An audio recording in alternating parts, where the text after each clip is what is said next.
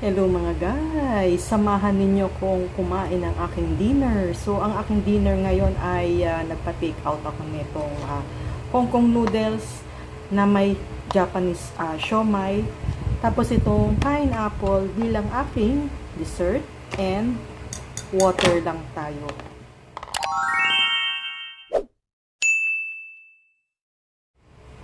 Isang masayang araw, hapon at gabi sa inyo lahat guys. Sa mapampanig na mundo naroon ngayon. Hello, hello. So ito na nga, magdi-dinner tayo.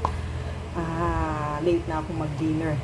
Kasi nanggaling tayo sa labas at namili tayo ng konti sa sa isa sa mga grocery. So bukas. Kasi bala ko kasi guys na magluto ng chicken caldereta tomorrow. So ayan, naisipan kong mag-grocery. So, binili ko yung mga ibang ingredients na kailangan dun sa chicken caldereta. So, ngayon, ito, nagpa-take out ako nito. Though, hindi ko alam kung masarap ito, guys. Kasi nga, ito yung mga nabibili sa yung Hong Kong noodles na So, hindi ko alam kung masarap siya. So, first time ko lang siyang kakainin, guys. So, ano ba ang lasa nito? Kasi tingnan nyo yung itsura ng guys, yung siomai. Ayan siya. Japanese siomai daw to. So hindi ko alam kung okay siya. So sana hindi tayo kasi usually guys sa mga ganito meron siyang preservative or ang tawag doon yung MSG. So pag may MSG yung yung food ay kadalasan sumasakit ang tiyan natin. So, hopefully, ito ay okay sa tiyan. And, yun nga, mas gusto ko, guys, na hanggat maaari kumakain sa bahay. Kasi ako hindi ako maglalagay ng mga betchin o kaya MSG sa pagkain. So, ito, tikman natin kung masarap siya, guys. Ano siya teriyaki noodles na with Japanese siomai.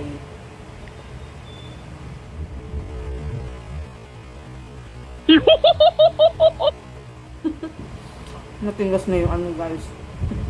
Natigas yung noodles. Malaban. Kaya lang, wala akong nilutong pagkain. So, dinner ko na to. Tsaka din na siya mainit. Kasi guys, kanina nga, maglakad-lakad tayo. Parang exercise. Kasi guys, mas masarap maglakad tuwing gabi.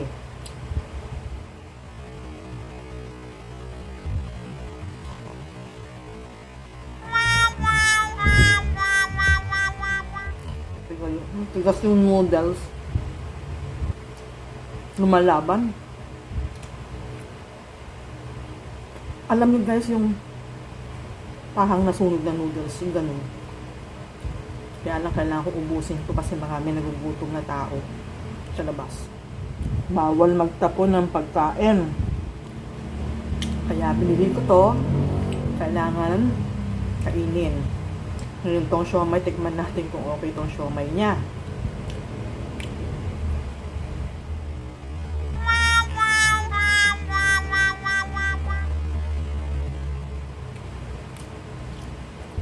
Hindi ko siya gusto guys. Medyo may kaalatan. May kaalatan ng kanyang siomai. Kaya lang sabi ko nga, marami nagugutom sa labas. Kailangang ubusin ko to. Bawal magtapon. Usapang noodles tayo guys. Naalala ko. Nung ako ay active sa simbahan namin. Meron kasi yung parang feeding sa mga mahihirap.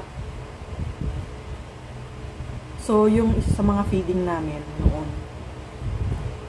may pansit bihon, pinakain sa mga yung mga nasa depressed area, pinapunta doon sa simbahan. So, nakakalungkot kasi alam naman natin na mahirap sila at sila mismo nagsasabi mahirap sila. Wala silang makain, gugutom sila. Isang beses lang sila kumakain or minsan konti lang ang kinakain nila.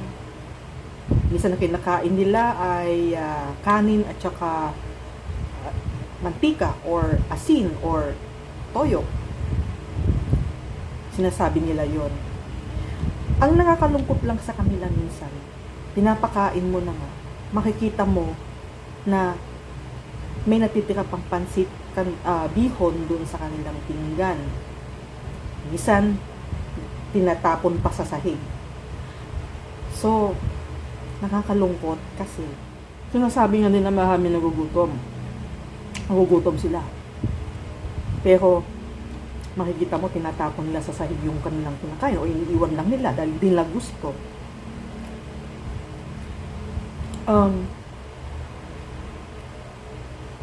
Ako, kapag halimbawa may mga ganun, kumakain din ako. Kasi, syempre para malaman mo kung ano yung lasa nung pansit bihon na ibibigay. Ikaw mismo kumain ka muna para alam mo. Hindi naman pangit ang lasa nung pansit bihon sapagkat ang pansit bihon nasa hug niya meron siyang may cabbage siya, meron siyang baguio beans, carrots, tapos may konting may konting baboy na may atay ganon. So yun yung sahog niya at okay naman yung lasa. Hindi ko maintindihan bakit tinatapon or iniiwan lang nila sa sahig yung or sa mesa yung kanilang kinakain. Kasi maraming tao, may mga kumakain sa sahig, may kumakain sa mesa. So, ganun. Naalala ko kasi kumakain ako ng ganito, guys. So, nasabi nila na marami nagugutom. Bagay din naman lahat ng mga mahihirap o pulubi ay choosy. Pero yun nga, may mga pulubi, may mga mahihirap. Ganon. Nalulungkot lang ako kasi guys, dapat kapag ikaw ay hirap sa buhay,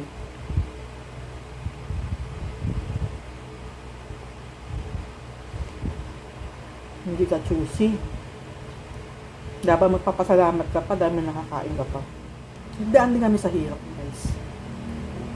Mga maliliit kami. Yung nanay ko binabudget yung pagkain namin. Tapos minsan hindi siya kumakain. Ibinibigay na lang niya yung pagkain sa amin para kami, busog kami mga anak niya. Ganun yata talaga ang mga ina. Ang mga ina, isusubo na lang niya. Ibibigay pa niya sa kanyang anak na nagugutom yung kinakain niya. Ganyan yung mother ko. At nagagalit ang mga magulang ko kapag halimbawa may nakikitang nahuhulog ng kanin sa butil ng kanin sa lamesa. Excuse me po. Excuse me po. Yun. Na nagagalit sa amin.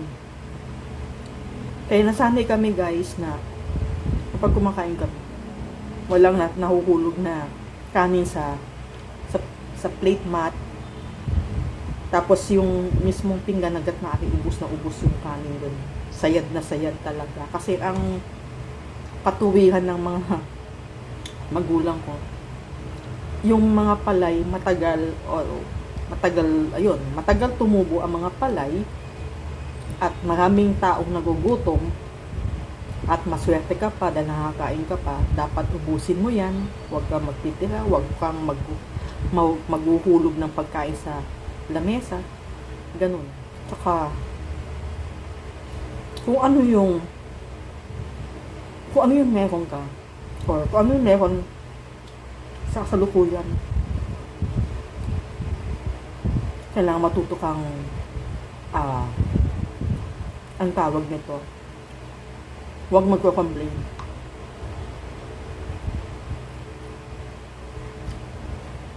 So yun, sapagkat yun lang ang kaya ng magulang mo i-provide sa'yo. Kung ano yung hinain sa'yo sa harapan mo, kainin mo, huwag kang choosy. Dahil maraming ang nagugutom na pulubi. Kaya itong binili ko, Kailangan ko ubusin. Okay. Marami nagugutom.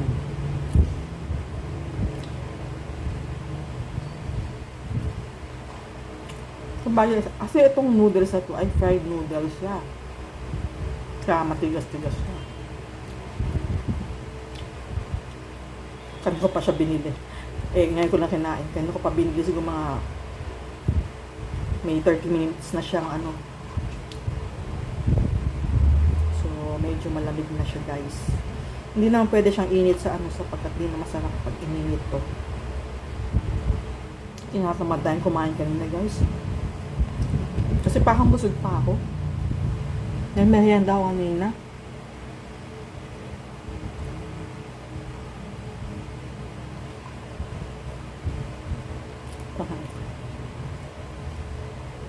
Parang ayaw kumain ng dinner.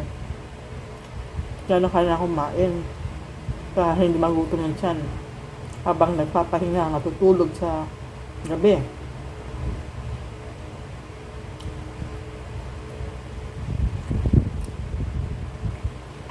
Itong binili ko, 95 pesos siya, apat na na siomai. Japanese siomai daw. 95 pesos. Hong Kong yung Hong Kong style.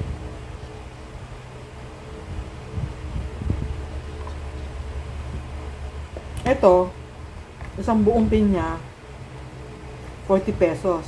Pinaslice ko na siya. Yan. Natapos na tayo sa ating noodles. Nag-chopsticks lang tayo, guys. So, yan. So, ang ating susunod ngayon ay ito. Pinya. Pero hindi ko mauubos lahat ito, guys. Kakain lang tayo para matanggal yung ang tawag doon. Umay ba tawag doon, guys? Pang ang lasa.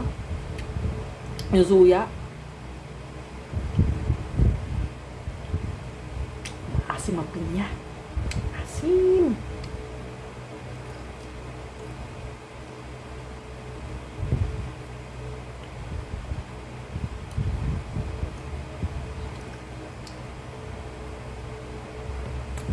Asim ang pinya, guys.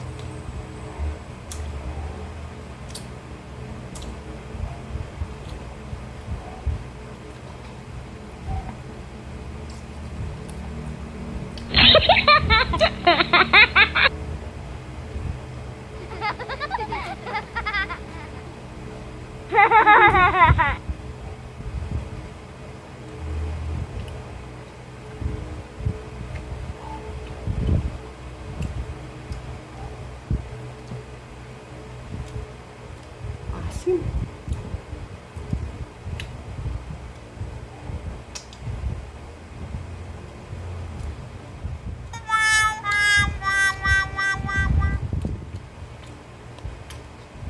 Isa pa. Asim ang pinya.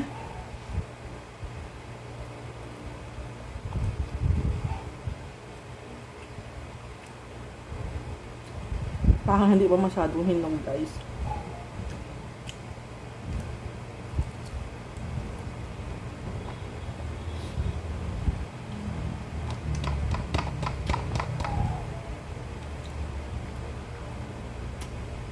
So yun, guys, hanggang tatlo lang tayo.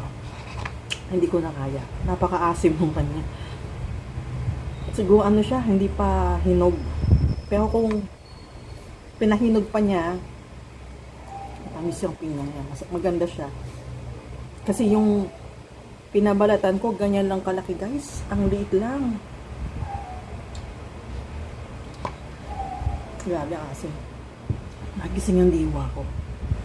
So yun, guys, okay na ako. Medyo busog na ako. Kanina tinatamad nga ako kumain ng dinner ko. Inisip ko kung anong kakainin ko. So, ayokong nangangati ulit ko, guys. So, yan, guys. Natapos na tayo sa ating dinner. At, yun nga, tinatamad ako kaninang kumain ng Inisip ko kanina kung ano yung kakainin ko.